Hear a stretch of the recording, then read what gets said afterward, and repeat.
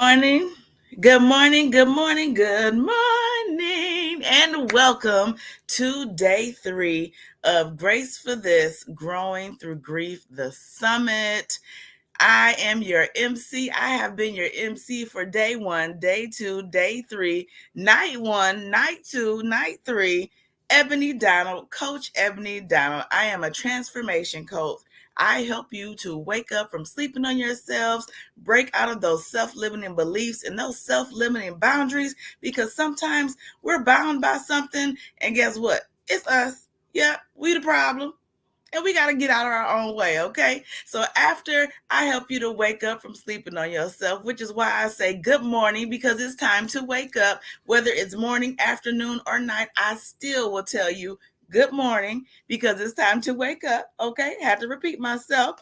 And after we break off of those self-limiting beliefs and self-limiting boundaries, guess what, y'all? It's time to show up. We're going to show up. We're going to show out. And we're going to walk into that God-given purpose, okay? We're going to walk into the destiny, into that the person that God has called us to be, okay?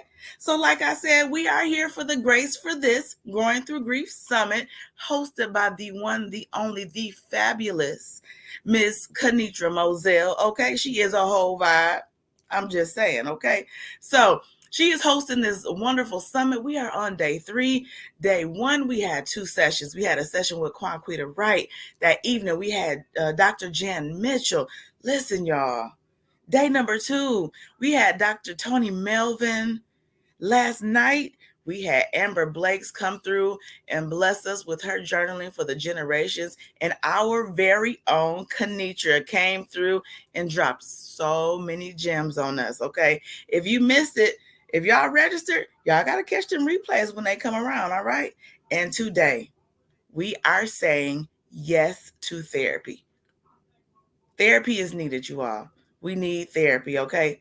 It's okay, yes, we need God. Yes, we need to pray. We need to fast. We need to sit still and hear the word of what thus saith the Lord for ourselves from God. But we need some therapy, and it's okay.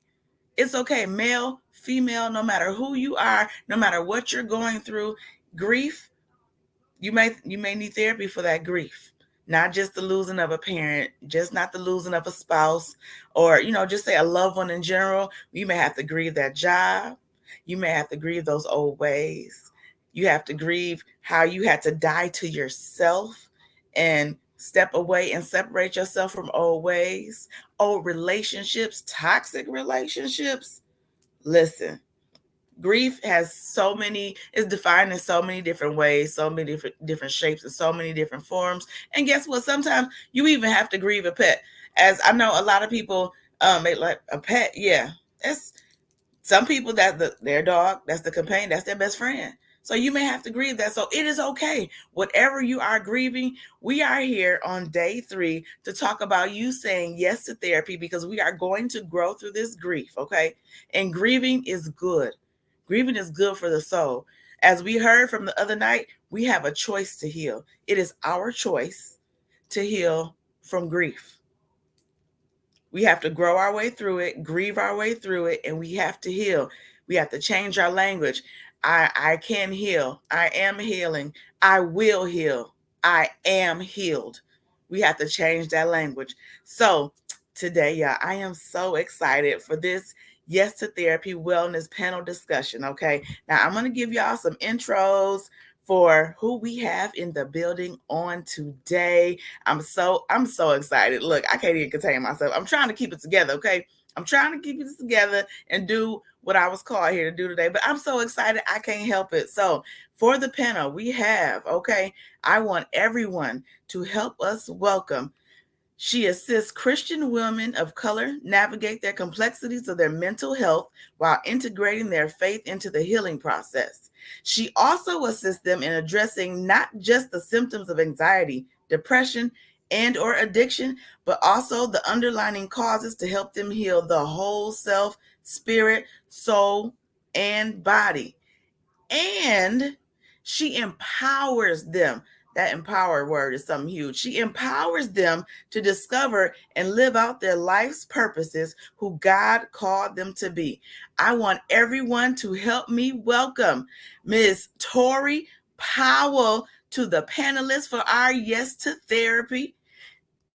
Welcome, Torrie. Welcome, Torrie. Thank you for being with us today. I'm going to keep it going because, y'all, this is all action-packed, okay? We're not done. It's not just me and Torrie today. We're going to share this stage. So I want everyone to help us welcome our next panelist. She serves her community by promoting and bringing awareness to mental health concerns. Qwanquita encourages individuals to focus on self, SELF, self, okay, by bringing communities together through education, training, and transparent sharing. Everybody, help me welcome to the stage Ms. Qwanquita Wright. Welcome to the stage, Q. We welcome you. We welcome you. Hey, girl. Hey. Now, y'all, we have more. There's more. Okay, we have more. So, everyone, help me welcome our panelist. Okay, her passion is in assisting businesses by growing and by providing business education, legitimization, and funding opportunities. Everybody, put your hands together, drop some fire emojis, round of applause, throw out the confetti for our one and only Ms. Natalie McKinnie. Come on up. Welcome, sis. Welcome. Now, y'all, we wouldn't be here without my sis, okay? We're bringing to the stage the host of this 3-day summit, the host of this Growing Through Grief Summit, the one, the only, the one who is the founder of Grace for This, Miss Grace for This herself, the fabulous, the one, the only, a whole vibe in itself, Miss Kenitra Mozelle. Come on to the stage, sis. We welcome you. Yes, I want to welcome everybody to this Yes to Therapy Wellness panel on this afternoon. I have a feeling we have some good topics and some good things to talk about, okay? And feel like we about to hit people with a little bit of tea today. So I say let's go ahead, jump in, just get started. I welcome you all and let's go, y'all. I'm ready. If y'all ready in the comments, drop a I'm ready in the comments, okay? Because we here and we ready to go. Let's go, y'all.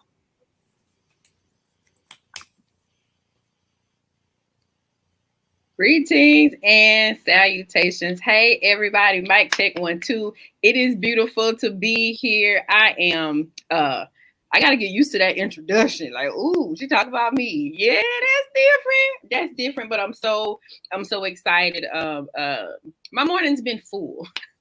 My morning has been full. Not only has this week been full, but my morning has been full because we are really opening up some doors. We are creating new and safe spaces for those women who are like us, who are women of faith, who are learning to hear God's voice, and who are taking the charge to go and build what helped them heal, to realize what their healing process was and make it plain for somebody else. And so we have this amazing panel, and we have our moderator.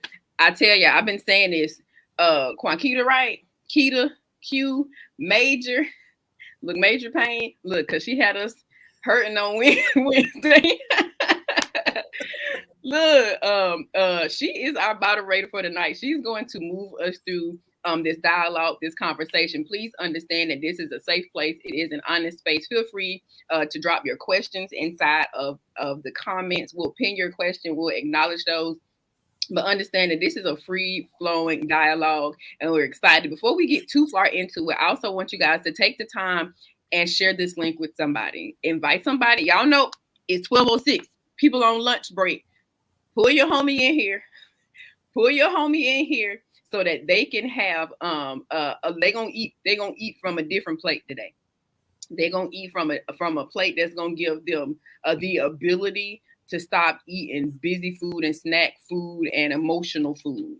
We're going to partake of something that's going to help us identify what's going on with us so that we can move forward. Okay. So tag your homie in, tag your friend in, and let's get into it. I'm going to turn it over to our very own, the wellness branch of Grace for This is Q, right? I'm going to turn it over to Q. Go ahead, Q. Take us away. There we go. So technology is not always my strong area. Okay, so welcome everyone. We're gonna go ahead and get into it, right? So of course, this segment of the summit is called Yes to Therapy. So it's a very safe space. So I want us to be able to talk about, right? Why did we say yes to therapy, right? Because as a therapist, you have to believe in therapy. And let's just be honest, that's not very common in our communities, right? Most of us, when they think about someone being a social worker, someone being a therapist, they think about somebody coming in your house and taking the kids, right? That's how most people think about therapy as we see it sometimes in our community. So kind of going around. So first with Torrie, what was your yes to therapy? I said yes, ultimately because I wanted to go in the field. And so in order for me to help those who were called to me or who I was called to, in order for me to help them appropriately, I needed to get the help myself so that I didn't transfer what I was experiencing onto them, and so that I could be my best self for the people that I was serving. And so that was my yes. I've always believed in therapy. So I was actually excited to do therapy. So I'm a part of the few in number that likes to do therapy. So I love therapy, and I stay in therapy. I still have a therapist to this day. Yes. Thank you. All right.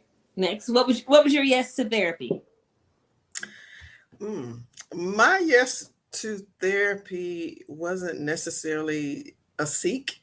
I wasn't seeking it, but a set of circumstances required that I needed therapy. So I don't know if we want to get into that a little bit later, but it was necessary. I realized that in my day-to-day activities, things just were not coming together and I just couldn't move forward. So I knew I needed help. So that's why I said yes to therapy, because I knew I wasn't my best self and I wasn't serving my family well and I wasn't serving my church well. I just wasn't in a position where I could just be the fullness that I was supposed to be because of circumstances and things that had happened in life. And let me get let me can I, I'm sorry. No, I'm gonna wait until she finishes. I wanted to carry out off of something that we're she all said. talking, Okay, so there's I wanted to carry out off of something she said because there was a moment that spiraled for me, and so the spiral, I was like, okay, if I don't do this, I might end up behind. I don't. Orange don't look orange. Look, orange does look good on me, but not that kind. I had a spiral moment, and I had to, because I kept putting it off. I did put it off for a while because I was doing so many things. Like she said, I was a mother, I was a wife, I was working in ministry. I had all of these things going on, and I was in school, and I kept putting it off because if you don't get in front of it, it will make you go.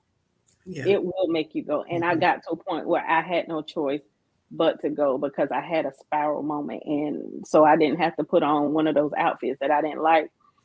I went ahead and went to therapy.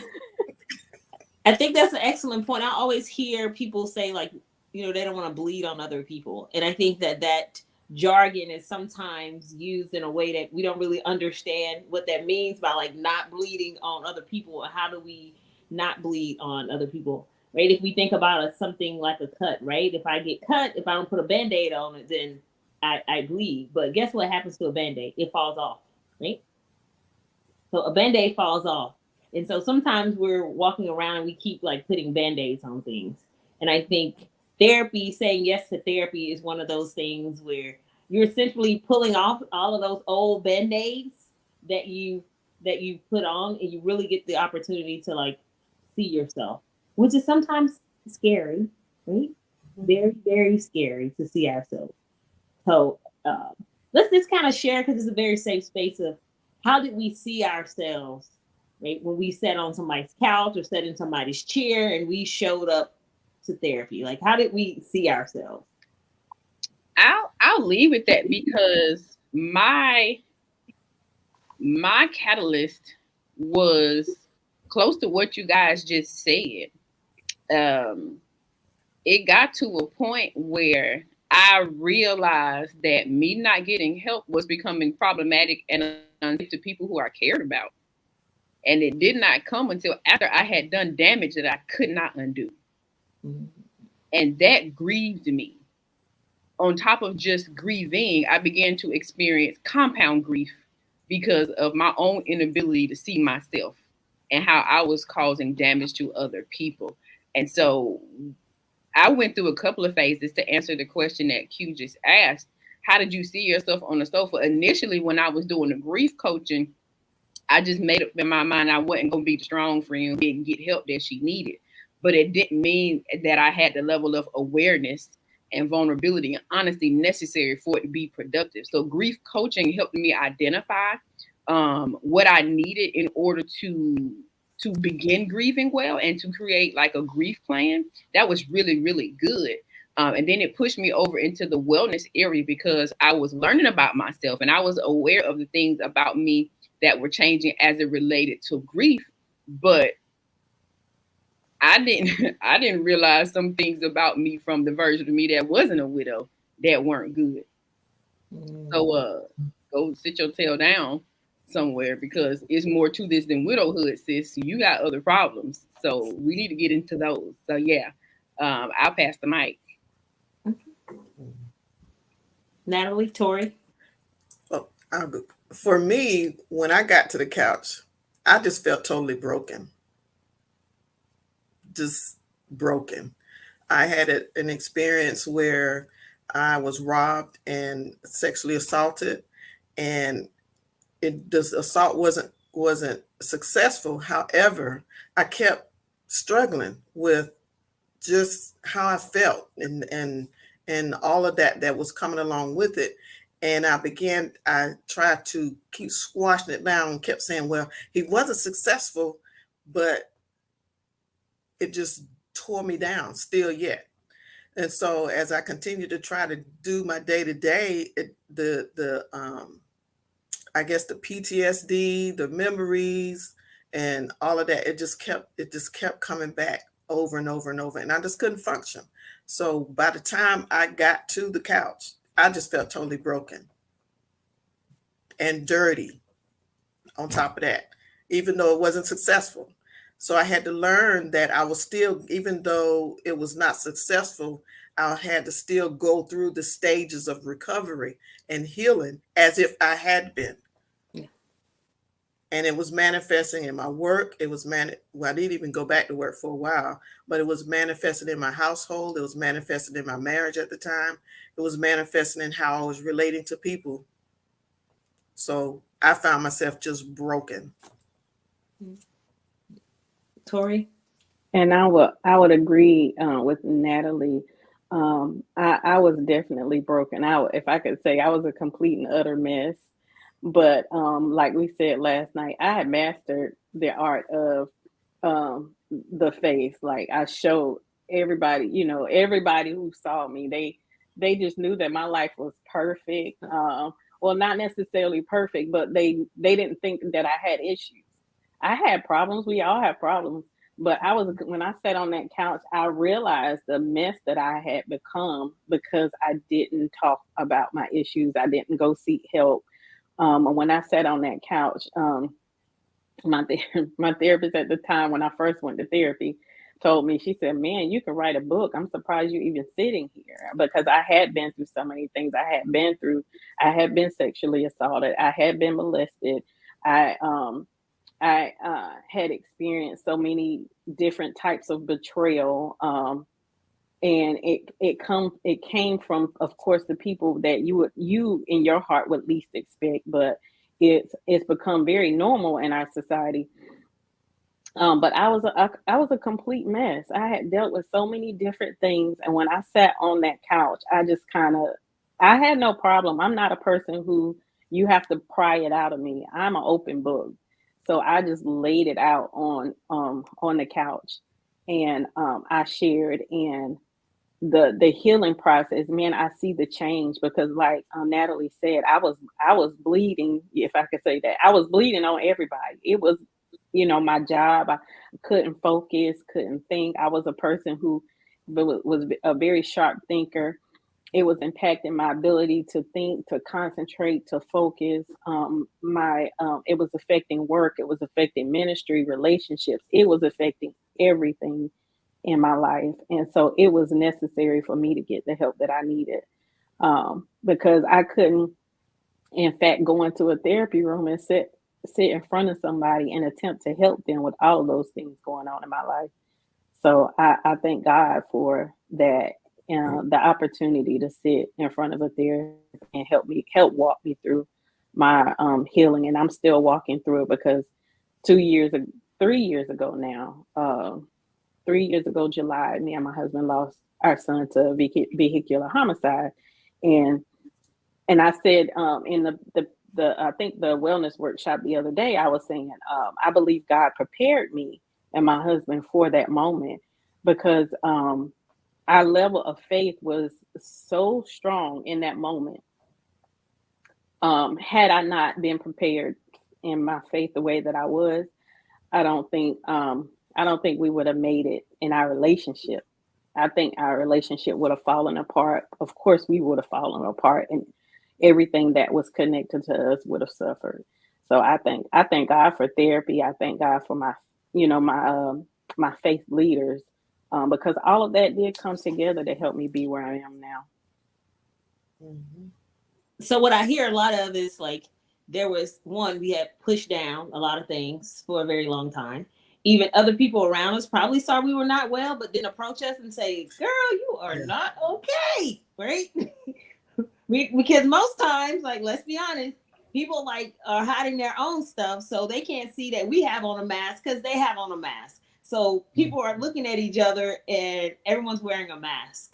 And so think about when we showed up on that couch and our therapist, right? Because I'll tell you how my therapist was. I showed up my first appointment and she was like, are you okay? And I was like, yeah, I'm okay. And she was like, you're not okay. And that's why you're here today. And I was like, oh. I was taken aback. Like, who, me? The therapist? Oh no, you have me confused with someone else. But the reality is I was not okay. And no one around me was saying, girl, I don't think you're okay. I don't think you're good. But that's because most people are wearing a mask. And it is so scary to take off the mask. Because when we take off the mask, like now we're not only are we going to see ourselves and what we need to work on, but we're going to start to see other people around us. And sometimes that means the end of a thing and the beginning of something new. And so there's like all of this grief that starts to happen. Right? Because we now grieve parts about ourselves that we've lost. We grieve things about other people that we have to let go of. And I hear another consistent thing is that like our spirituality, our religion, and how that help us kind of move through and navigate these things. Right? Q, let me add something real quick before we get because we finna hit this Jesus tip. Yeah. Oh, we gonna talk about us religious selves, but before we go there, I want to crack a joke on myself because I have permission to do that, and I'm giving y'all permission to laugh. I want y'all to laugh and drop all the things in comments. Right? Have y'all ever seen that meme on social media and it's so serious? It's like somebody sitting in the rain with an umbrella and it's real sad. It's like, oh, it says certain people have to go to therapy because other people won't go to therapy. I was that other people, y'all. I was at other people. And when I realized that I was at other people, my feelings were so hurt. Then I realized that's what they've been telling me the whole time. Like, I used to be upset. Yes, back to life. I used to be upset. Like, you going to quit talking to me and telling me that the only thing I need to do is therapy. That is not the only resolution. I had a whole attitude, y'all. I was not nice. I wasn't. I was a master of the mask. Come on, mask mastery. Boo. Kenitra M. Mask mastery.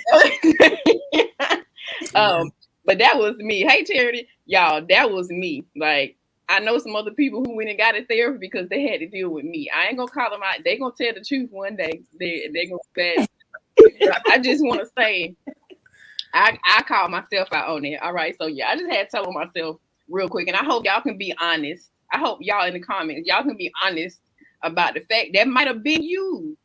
It could have been you. Okay, I'm gonna go back.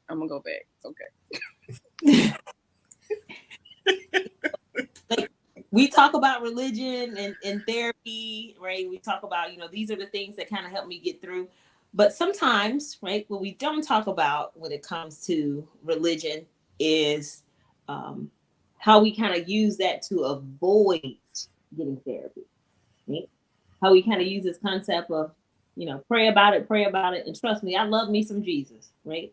All day, every day, I ride hard for Jesus, right? But I also know if I break my leg, right, I can't just sit on the porch and just be like, oh, Jesus, heal my leg, right? I'm probably going to have to go to the doctor because my leg is broken, right? And so we all talk about how we were broken and showed up to therapy. But let's talk about what parts of religion sometimes allow us to avoid getting therapy. I mean, if we're going to have a conversation, then we're going to have a transparent I'm gonna say, I think some of us have been conditioned to believe that we may not have faith because we're going to a therapist, because all we got to do is, and I've actually been told that, just pray about it. You'll be all right. Confess it. You ain't got no faith. And I'm like, wow. I was struggling, and I knew that it was necessary. Of course, I went anyway, but those are some of the things that I have heard other people say. They will take a stab at your faith because you want to go to therapy. And I'm like, I can still go to therapy. It's just what is it? A strategy. Prayer is a tool, a strategy also. Right. And so I just implement more than one strategy to get what I need. Some people may get delivered immediately, but that's not everybody's story. Mm-hmm. Okay. Well, even just to piggyback off of that, I didn't necessarily get the, pray because you don't have faith. My apostle at the time he is a licensed counselor. So I didn't get the discouragement. You know what I mean? Matter of fact, he encouraged myself to get outside of counseling. One, probably because of the relational, church leader type, but more so because it would be in addition to what I was already receiving in church. I was getting the prayer. I was getting delivered, healing prayers and all of that. But there were some things, because one, he was a male, that I may not would have felt comfortable sharing with him. So there was encouragement to get outside counseling. And from that, we ended up formulating a group within our church called Breaking Chains, where we were encouraging other people, other women who've experienced sexual assault, molestation, rape, all of that. We put together a support group. And the response was awesome, but it came after, a little down the road, after I had gotten some healing and deliverance and strengthening and all of that. So it was not a discouragement. Matter of fact, it was something that just propelled. Oh, that's good. But isn't it amazing how, how our own grief, our own trauma, all of those things lead to us developing something that now helps other people. And I think we tend to forget that when we're sitting in something and experiencing it. We're like, I don't know this about, right?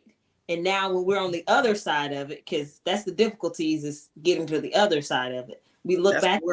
That's the work. That's the work. That's still work.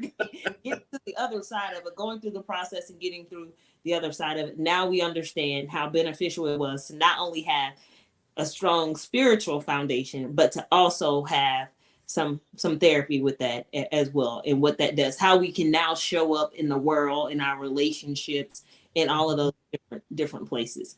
So also let's talk about church hurt, right? I think that's like I hear a lot of the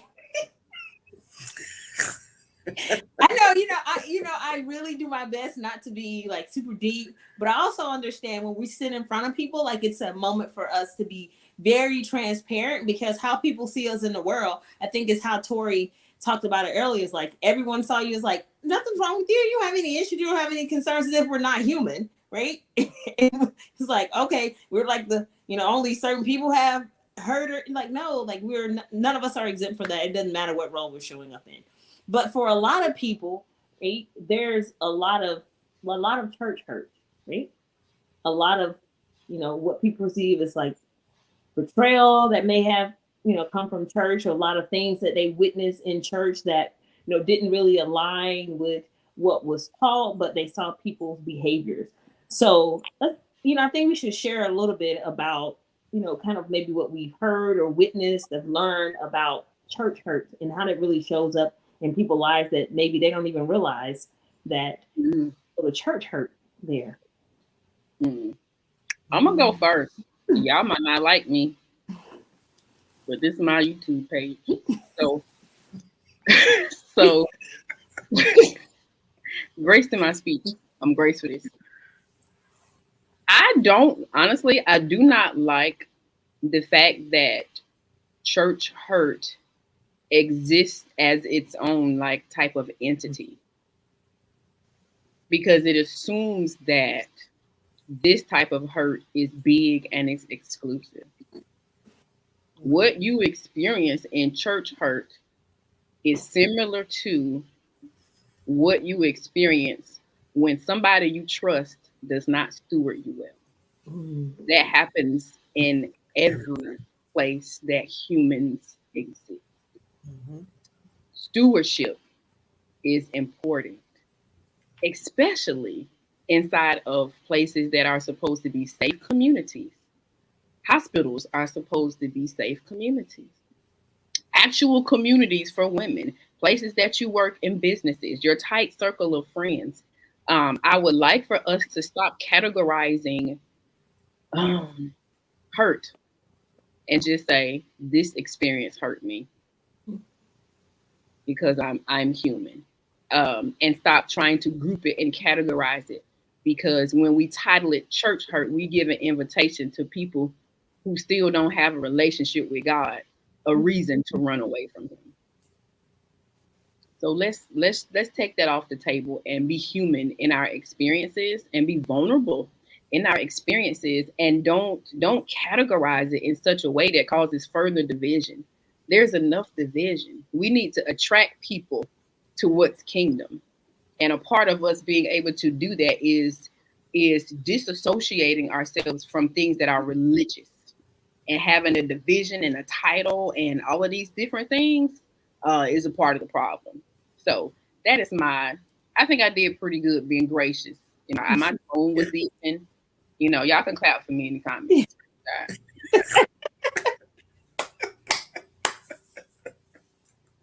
That was a very gracious answer. Yeah.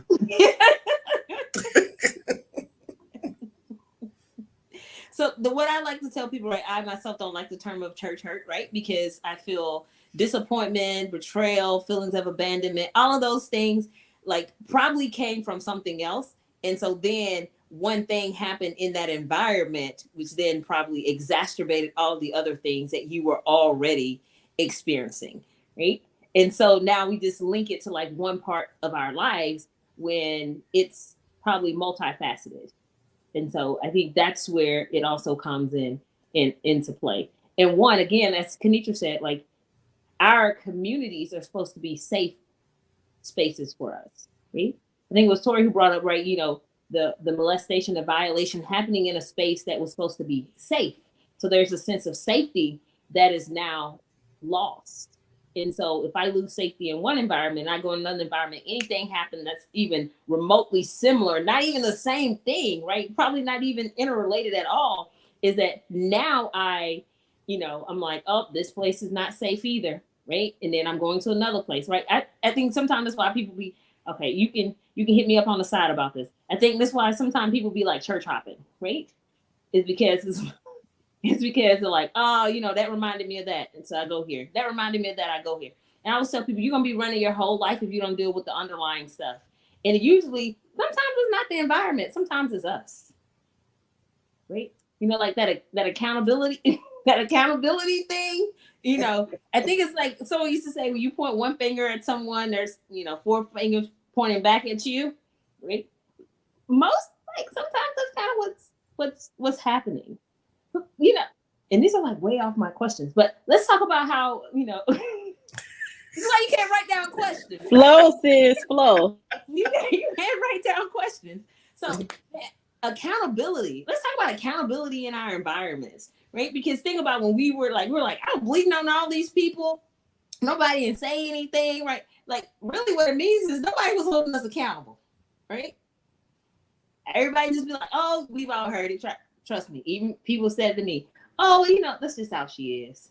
You know, oh, that's just how he is, right? But really it means we lack accountability in our environments, in our communities, where we're supposed to feel safe, supposed to be able to grow, mature, right? And be faced with, you know, be confronted with different things. So what does accountability look like in all of these environments that we're in?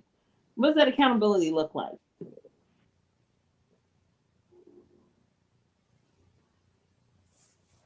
I think it varies.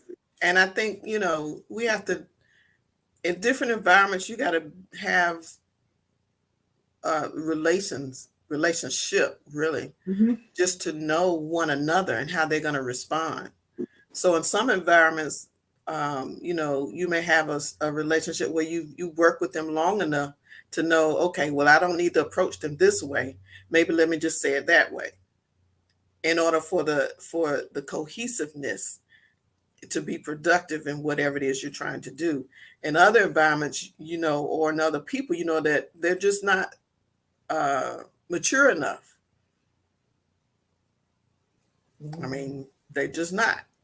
And so we have to be able to dialogue on a level that helps them feel safe and you feel safe in order to be productive.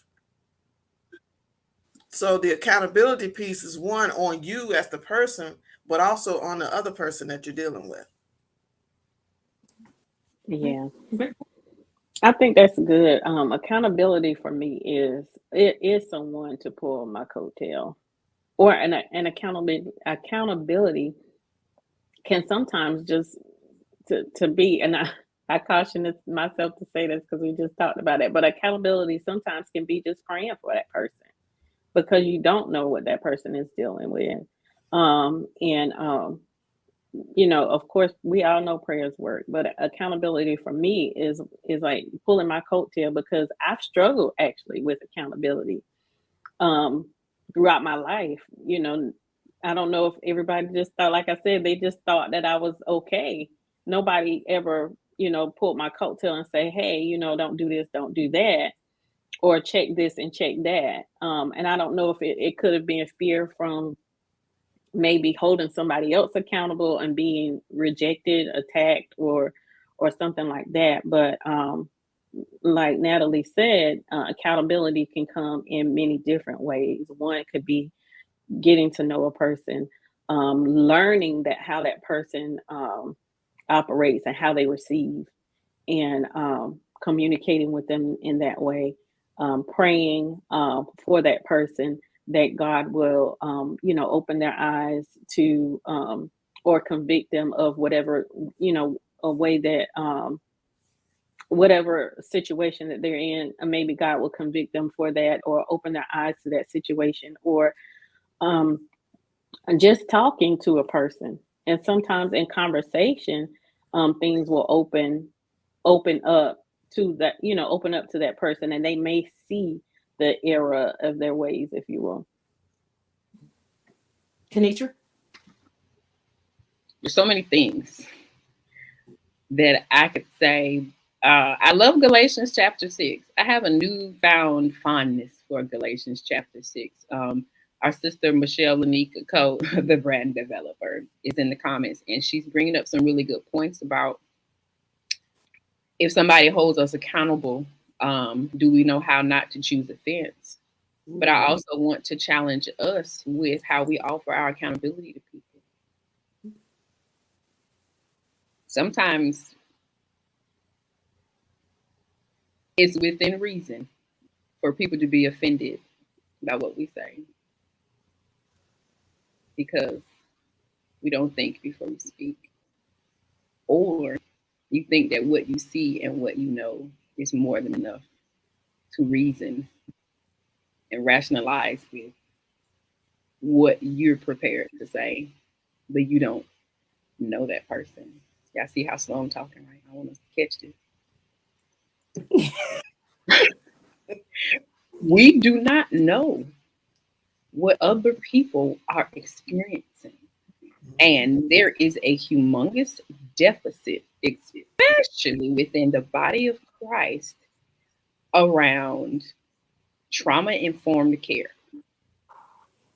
You do not have permission to walk up on anybody in these here streets and think that it's appropriate for you to correct them in such a way that you have an established relationship with them that says that you are a trustworthy voice in their life from which they can receive love and instruction or correction.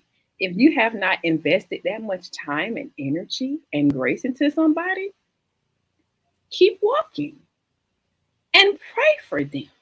I say that with shade and not with shade because I'm giving you the second thing to do. Pray for them. Galatians 6 says, you who are spiritual, restore your brother and sister. If you don't have gentility and grace in your speech, it is better for you to pray to yourself and pray in the spirit. And if you actually are a person who is led by the Spirit of God, y'all ready for it? He will tell you when to shut up. Oh. And we can listen to him. Come on. He told me, shut your face more than once. Okay. So I want us to be challenged about how we qualify ourselves. Sometimes we qualify ourselves in ways that are not enough to show up in other people's space. Mm-hmm. It's a difference between being community and showing up in somebody's life versus being an intruder in someone else's space. Know the difference. I yield. Whew. Whew, I guess you're my wow. Stop Mike. Hey. But you know, yeah, that was Kenitra. Whew. I think if you didn't write those points down, I want to encourage you to write those points down. Please do. But one thing that I definitely want to say is our language, like our words. I'll say for myself, I had to learn. Right, one, ain't nobody qualified me to be the person who write all the time. Right. Like, who do I think I am to feel like, I have all of the words, all of these things that can, help somebody else navigate the world, right? We don't have all those things, but our language. And I think sometimes as people in general, like, we can be very harsh with corrections, right? So, and it was like, well, you know what? I talked to you about that, and now you're not doing it. It's because, like, think about, we're not. If I speak to you harshly, you are going to be offended, and you are going to be defensive, and you are not going to receive anything I say. I don't care if it's something that can make you a millionaire tomorrow, because I was so harsh with it, and I lacked empathy and compassion when I came to you. You are not going to receive anything I say. So sometimes I agree with Kenitra. Sometimes people are right to be offended, and they are right to be defensive about how we approach them. So I think, and going back to the yes to therapy, one of the things that we probably learned about ourselves was our words. Like, some of our words have been harsh, right? And a harsh word means now we're going to get harsh reactions. And because you respond to me harshly, now I'm responding to you harshly, and nothing ends up being healthy, right? So let's talk about the parts of ourselves, right, that we had to let go of when we went through therapy. Like, so the parts of ourselves that we actually had to grieve, because when you let go of something, you go through a process of grieving it, right? And sometimes we try to go back to that old version of ourselves because it's like super comfortable. We're like, everybody know this version. Everybody don't adapt it to this version. Everybody don't learn how to handle this version. People don't learn how to walk on eggshells around this version. So what parts of ourselves did we have to grieve and let go of when we went through therapy?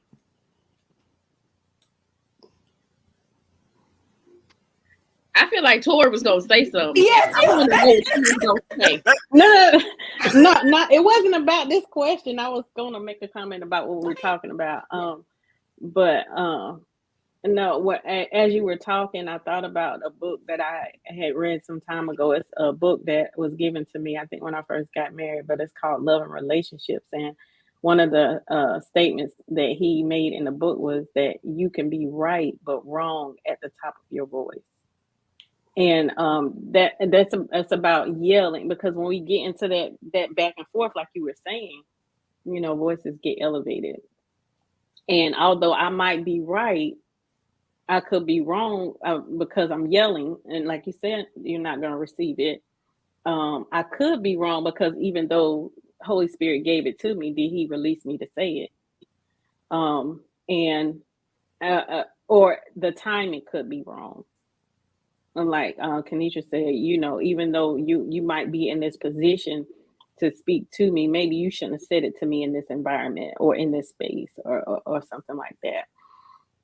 But to go back to your question that you just asked, I think one of the things that I struggle with going back to is being petty. And I used to be very petty. And I had a sharp tongue, very sarcastic. And I struggle with going back to that. And so, Holy Spirit, He, that's my homeboy. He stays with me because, I be wanting to get at it, but, I don't. And I try to be graceful.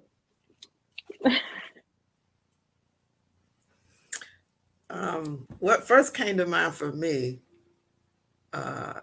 from my therapy is, as I healed, I had to change my perception of who I am. One of the things I had to deal with in my therapy session was that people knew that I had gone through what I went through, and I began to shrink and to be ashamed. So as I got healed, I understood that that's something I could not change, what happened to me. But I was able to turn it around and find it and use it as a strength. Because as other people began to come to me and say it happened to them and so on and so forth, and I encouraged them, or just me getting up and getting back to life was empowering them or encouraging them to move forward. That was something that I had to glean from to keep going forward, to dispel the perception in my head of you're ashamed, or you should be ashamed, or you don't have any value, because that was another thing that I dealt with. It was feeling like, because of what happened, that the person felt like I wasn't worth anything and they just left me there to die. And so I had to come up from that perception that I had taken on, but I didn't die. I have life. I have a reason to live. I have a future. I have a son. I have a marriage. And I had to keep putting things before me to embrace that I had something to live for, that somebody felt that I wasn't worthy enough to live through.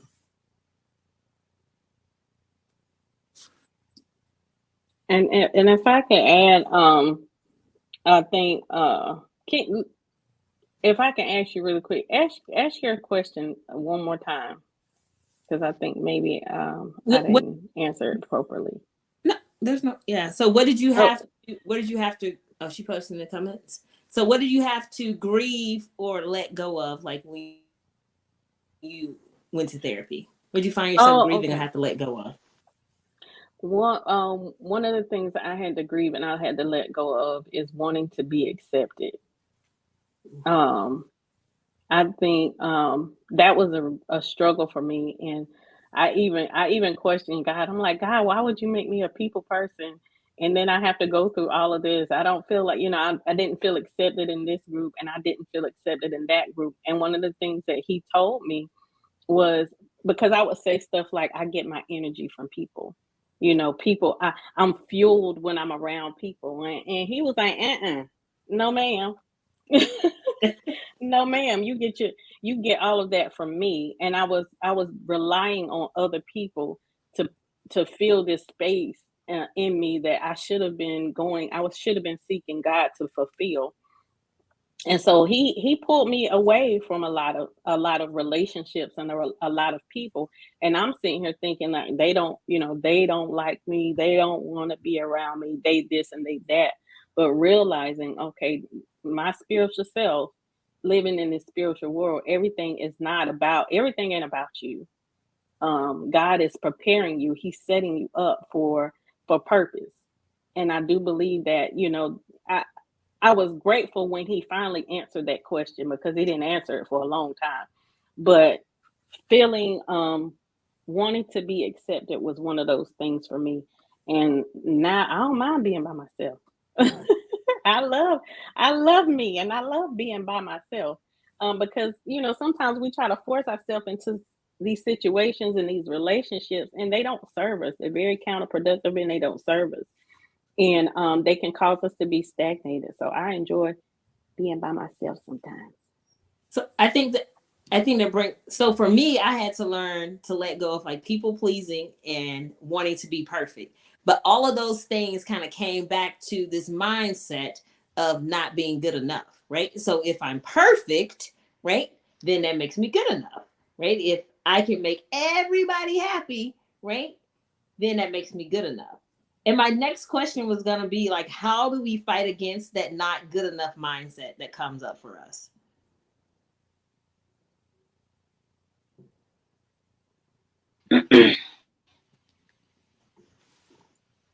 Mine was control. Y'all be laughing whenever I come off mute. They're like, what she about to say?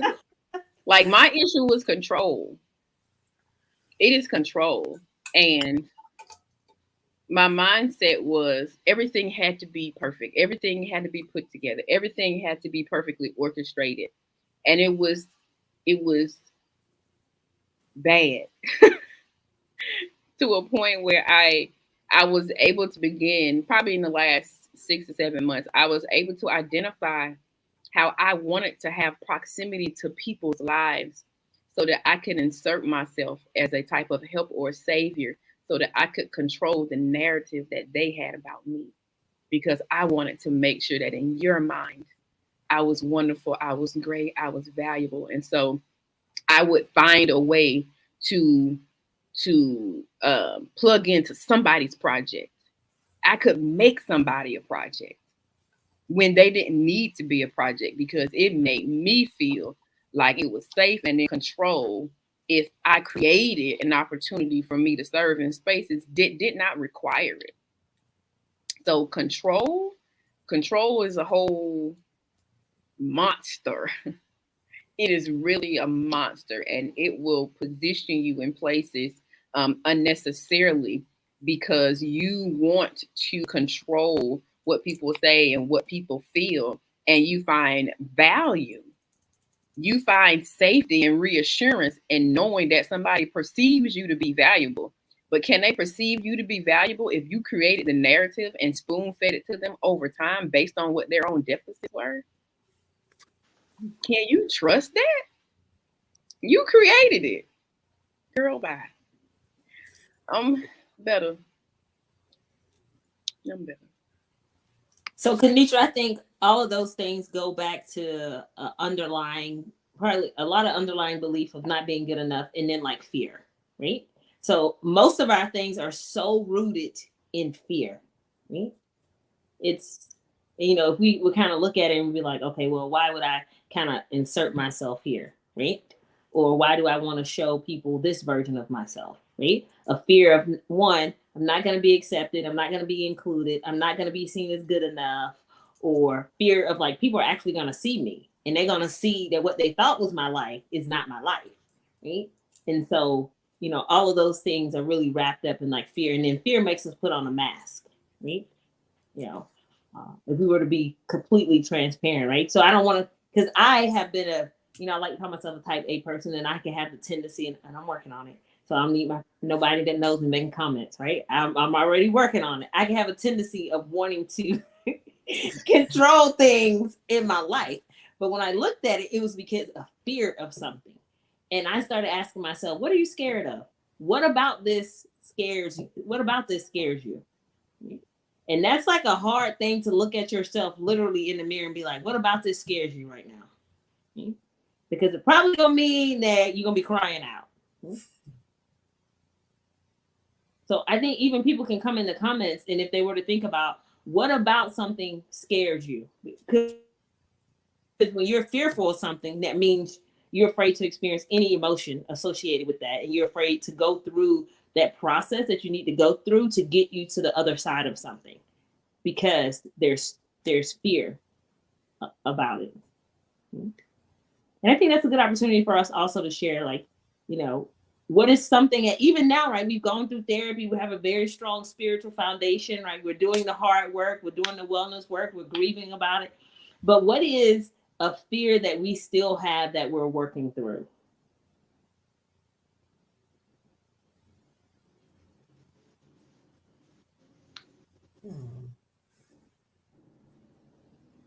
Anybody want to share? Everyone's like, Yeah. I'll share. I don't know. Well, I'll just share it. Because we were kind of just talking about this prior to us going live, and in business, I don't like being on camera. And my husband told me multiple times. He said, "You cannot grow if you don't get in front of the camera." And that's something that for me is terrifying. And if I just can be completely honest, one of the things about me getting in front of the camera is because I've made up this image of myself, because I feel I talk out the side of my mouth. That's been an issue for me. Most people say they don't see it, but I see it. I've made it like this big, and it's not a big thing, but the fear of being in front of the camera, the fear of talking to other people, talking in front of like this in this panel, or being on a stage talking to people, it absolutely terrifies me. And once I do it, I'm okay. But before I do it, on the way to it, I'm like, I got all these things in my head that people are gonna say about me. And so that's one of the fears that I'm still working through. And how I have challenged myself to push through these things is to just simply do it. Just do it. Because I also had the fear of, the people pleasing, or the perfectionism, wanting to be perfect in everything that I did. And so I just challenged myself to just do it. I mean, what can be the harm? Either you gonna fail, or you gonna succeed. It's a 50-50. It's a toss up. So, and how does the saying go? You miss 100% of the opportunities that you don't take. And so either you gonna do it or you not. That's what I've challenged myself to do. That may not work for everybody. I had the same similar fear of, and it's ironic, but I had the same similar fear. My background is television. I have a degree in journalism. So, but I was not on camera. I was in the studio, and and behind the camera and graphics and all of that. And so as I've matriculated through my career, it became known that I need to be visible. And so one of the challenges I knew, because had started this second business, and part of that component was social media. I'm not social media savvy and all of that, but I knew it was a part of the component. So I actually hired a coach. Shout out to Roshonda Pratt, Rose Show Live. She's boss. So I hired a coach, and she coached me on camera position and backgrounds, which I haven't changed yet, but just the whole getting comfortable and familiar with this space. So I had to do that because as I get clients that are starting businesses, and you have almost, even just in the state of Georgia by itself, you had almost 1 million people start businesses since the pandemic. And a huge component of that is getting online, social media, and doing it right. So I had to go through that myself, and still getting comfortable with it, truth be told. But getting over the fear of being on social media, having a camera in your face. Are you doing it right? How does it look in the background? You know, people seeing your little idiosyncrasies, because like you, Torrie, I talk out of the side of my mouth too. But one of the things that Coach Rashonda was saying was that everyone has a uniqueness. And people like to connect to you, the you, not the you all made up. They want to see the real you. They don't want to see an actress.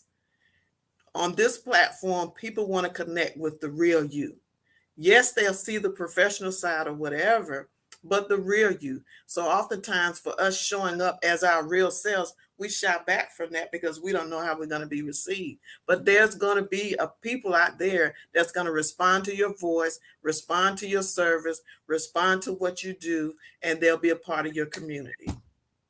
So I had to face that fear and still do it, afraid. So I think even for myself, one of the fears was that one was like a fear of sharing, a fear of transparency, is that like people would actually see me, right? And so this persona of me that they've created in their head that then they, now expected of me, that then I tried to show up as, right, which was hard work to show up as someone that you are not, right? It takes a lot of work. It's like now people are going to see that one, their persona and this person that they've created in their head is not the person that I am. And I had to learn to just be, careful with that, be okay with that, because life isn't scripted, right? Mm-hmm. And so I essentially end up grieving like, oh, well, I got to let go of this person that people thought and expected me to be, and really sit in this space of like who I am right now in my life and where I am. And then it sounds very consistent among all of us, is that like people were going to see me, right? Like, oh, why I don't want people to see me. But somewhere we probably learned that it was not okay for people to see us, right? That we needed to hide parts of ourselves. So one, people would feel safe in a space around us if we hid parts of ourselves. Because most of us are probably not like the average person that shows up in a room. We probably show up in a room and we automatically we have a very commanding presence, right? Or it's very clear when we sit at the table that like we know what we're talking about and we know what we're doing. And other people can feel intimidated or unsafe in that space. So then we just kind of dial those things back, and we end up now showing up in a space as the person who everyone thinks we should be. And that's the person we try to live up to being. Mm-hmm. And so you got to grieve that person and let go of that person, right? And so we're like, every if we think about it, like every month we like, oh, I gotta let go of that now, right? Oh, I gotta let go of that, right? Yeah. You're like, when do I have to, stop like letting go of stuff? I'll tell you never, right? There's always something else, right? As you grow and mature and work on yourself, as you work to become the best version of yourself, then there's always something else that you're working on. And that's the beauty of kind of like the wellness journey, the beauty of like grieving the old and welcoming in the new, is that we do. So I think we're getting close to our time. So I want to each one of us to kind of share, right, 3 things to help someone say yes to therapy, or possibly grieve the old version of themselves and embrace the new version of themselves. So three things. And I know there was a lot of conversation going on that was going to start out like with all these questions that I had. And, that's the beauty of showing up in this space and being ourselves, is that the conversations flow and they're very vulnerable and they're very honest. Okay? It is truly who we are at this point in our lives. So Kenitra, we're talking about, as we get close to time, 3 things, right? 3 things to help people say yes to therapy or to grieve and move from the old version of themselves to the new version of themselves. So also those who are on, feel free to drop your 3 things in the comments as well, sharing those 3 things with the other people in the audience. Anyone wants to go first? I'll go. I'll say this. 3 things I would say. 1, your mental health matters. That's the first thing. Yeah. Your physical health matters because your mental health and your physical health are tied together.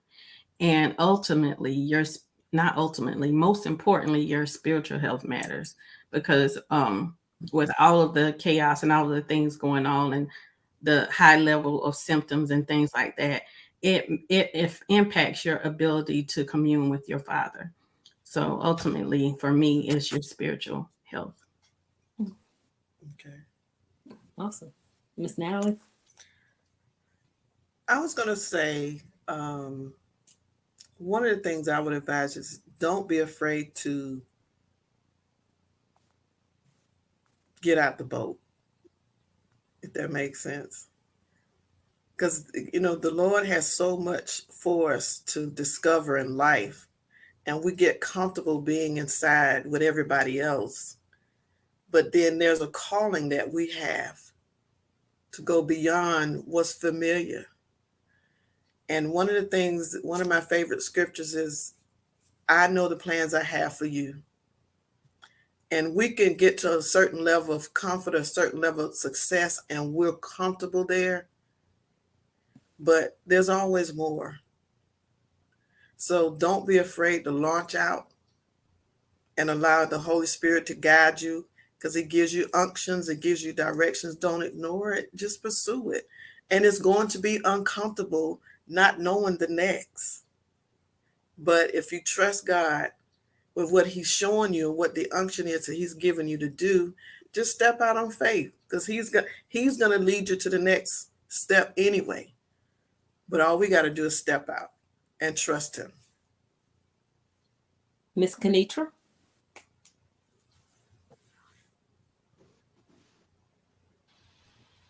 Okay, y'all, I had a whole technical difficulty over here. I was trying to look cute while I fixed it. They made me get up. Okay. I was trying not to move. I would say, what are the core values and experience inside of Grace for This. Our 3 things that we touch on and what we promise inside our community is community, conversation, and collaboration. What we've talked about saying yes to today requires more than one yes. It is a series of yeses that you have to choose. It is an active commitment. It is you are a living document. Let's put it that way. You are a living document. And it takes an intentional yes and effort and energy and heart every single day to move through your journey with grace. And so I say community because you cannot do it solo dolo. What we're sitting in today is because I decided to open up my mouth and invite these young ladies who are a part of my community in different ways. I met all of them at a different juncture in my journey, but you all represent community to me in a very specific way. So community, I know they're safe. I know I can have an honest conversation with them. I know if I want to go deep, I can. If I want to keep it surface level, I can. And I believe that we can do the same thing because we have created an atmosphere in our exchange that says, I know it's okay for me to have this conversation with you. You know why? Because you had this conversation with yourself. And I can tell by how you show up that you've been having this conversation with yourself.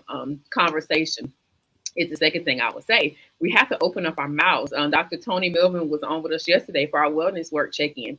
And she talked about how mental health is a struggle for us. And we won't choose therapy because you can't actually see the problem. You cannot see somebody's mind working and having difficulties and struggles until it gets to a place where the symptoms are almost overwhelming and you have to recover. So the conversation is important. We have to choose to open up our mouths and have a dialogue and be honest about where we are. Even ask a question about something you don't know about. we don't know what we don't know until we ask a question. And so the conversations are necessary to be had. And in having those conversations, you find out who really is qualified to help you with certain things. And if somebody's not qualified to help you in that thing, y'all can collaborate in the journey of finding it together. And so in the collaboration, it's not just because you might be a business owner or you have a business or a brand or a community. It's about the fact that we're going on a journey together and we're both going to be better when we reach a specific destination. And that destination may not serve us in the exact same way, but we'll both be better because we decided to pursue that thing. So 3 things I would say. Y'all know I love a good 3 things, period. You should have asked me. You asked me last. That was good. That was good. Praise God. Community, conversation, and collaboration. If you need a spot to do that, baby, Grace for This is it. Period. Okay, I'm done. Okay, thank you. So really quickly, my 3 things is: 1, no process is ever easy, but every process produces something great. You do matter, so choose your mental health. And lastly, get uncomfortable and do the hard things. So thank you everyone for joining in with us. I hope everyone has taken away some astounding things to help you move forward. And I'll turn it back over to Ebony. Thank you. Listen, oh, Torrie, Natalie, Q, Kenitra. This has been so good, so rich. Oh my goodness. It's so many points here. We've heard stories today of being broken, things that were sent to break you physically. And it didn't break you physically. You kept going because you went to therapy. You knew that, okay, I have to do something. I have to move forward. I'm choosing not to stay stuck where I am. I'm choosing to be better for myself. I'm choosing to be a better person internally and externally. We talked about people pleasing. Oh my goodness. We talked about what's making us avoid therapy. You talked about the betrayal, because y'all know sometimes it be your own, the ones closest to you. We discussed accountability, like how somebody might have a way about themselves and that's just how they are. No, we need to hold people accountable. Listen, hold Coach Ebb accountable, okay? It's not that's just how I am. No, hold me accountable so I can do what I need to do to move forward and heal through even my own process. And we all have a reason to live. We have to grieve to go through therapy. So one of the questions was, what do you need to let go of in order to say yes to therapy? We say yes to so many things, y'all. We say yes to that new car.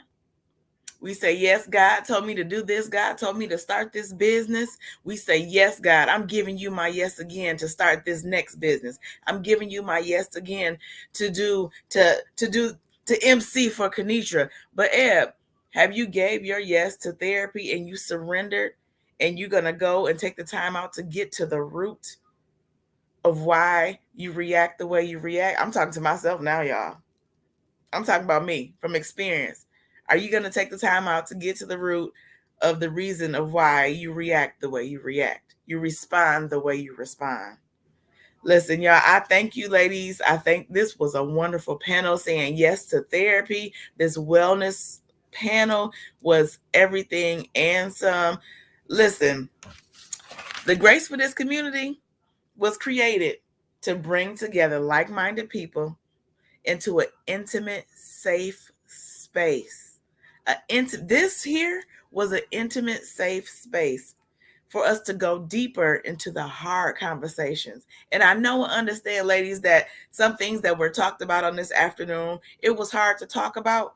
But what you may or may not realize, the fact that you're able to share with somebody else what you've been through, what was sent to break you, what was sent to destroy you, what was sent to stop you from moving in your purpose, that's another step in everybody's healing process on this afternoon. So I want to give a shout out to all of you ladies that shared your stories, shared your testimonies, shared everything that has come to to stop you in your tracks. And I would like to invite everyone to join the Grace for This community. It's the community for women to come together, like I said, in a safe space. We're going to talk about those hard conversations, and we're going to collaborate and help each other, because this is a sisterhood, okay? We sisters here. This is a sisterhood, and we're going to help each other come together and grow through grief, okay? Now, I would like to bring up our fabulous host of this 3-day summit. I would like to bring her back up and thank you for this opportunity. Like I said earlier, I have been your MC for the last 3 nights, Kenitra. Sis, I thank you for this opportunity. This has been lit, okay? I be trying not to get too excited and get carried away, but let me tell you, this has blessed me in so many ways that you don't even know how. So I thank you for this opportunity. I thank you for allowing me to be on your platform for your people and grace the people with my presence, my energy, and my everything that I have. So I would like to bring you back up, and you go ahead and let's talk about this Grace for This community and all of the different tiers and options and packages of ways that everyone can stay connected to us. Awesome. Y'all drop some love in these comments. I'm banging on the table. I'm sorry. I'm gonna stop. Let me put my hands here. Thank you, Ebony. Y'all will be seeing so much more of Ebony. And what happens inside of Grace for This is that we collaborate with one another. We're always looking for our sisters in their journey who are taking ownership of their wellness journey personally, relationally, and professionally. And so that is what we've been witnessing. That's what we've been seeing. And if you are a woman of faith who is owning some things, wherever you are in that journey, I promise you that there's something inside of the Grace for This community that can help you get to that next place. We are advocates for taking ownership of our wellness journey. We believe in community so that we can push one another. And then on that professional side, we even have a Grace for Business coaching program that we're going to be launching in January. But you know what? Aside from all of that, I want us all to celebrate one another tonight. I want us all to come back at 7 p.m. tonight. Look, let me drop the video. I want all of us to come back at 7 p.m. tonight and celebrate ourselves, okay? I want us to all to celebrate ourselves because we are all graced for this, okay? We are going to have a party on, I don't know if it's up here. Y'all have to tell me. We're going to have, oh, there you go. I'm learning. We're going to have a party tonight, and we got party favors. Like, it's a whole situation, y'all. If y'all believe that Ebony was giving you her best today, imagine both of us together simultaneously.